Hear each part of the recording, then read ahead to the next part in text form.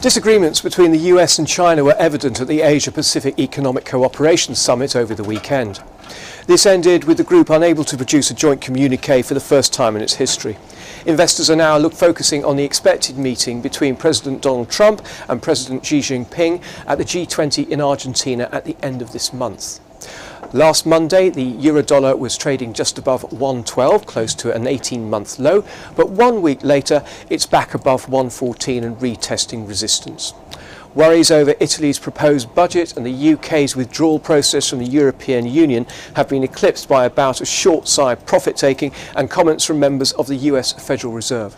On Friday, Fed Vice Chair Richard Clarida and Dallas Federal Reserve President Robert Kaplan both expressed caution over the global growth outlook. This has led traders to reassess the pace of future rate hikes from the US Central Bank. According to the Fed Funds futures markets, the probability of the FOMC hiking rates next month has dropped below 70% from over 75% just a week ago. Last week, gold bounced off support around 1196 to hit 1225 on Friday. Meanwhile, sterling had a volatile week. While it was a touch firmer against both the dollar and the euro first thing Monday morning, it remains vulnerable to further selling as UK Prime Minister Theresa May struggles to sell her Brexit deal. We're going into a holiday-shortened week with US markets closed on Thursday for US Thanksgiving. This means that trading volumes will be lighter than usual, but that can often lead to a pickup in volatility.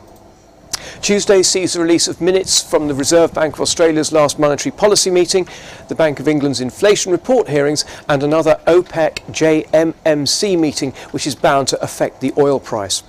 Later in the day, we have US building permits and housing starts. On Wednesday, we have US durable goods, consumer sentiment, inflation expectations, and crude oil inventories. Thursday brings the release of the ECB monetary policy meeting accounts and its US Thanksgiving. Japanese markets are closed on Friday. Later that day, we have flash manufacturing and services PMIs from across the Eurozone, together with Canadian CPI and retail sales. Have a great week.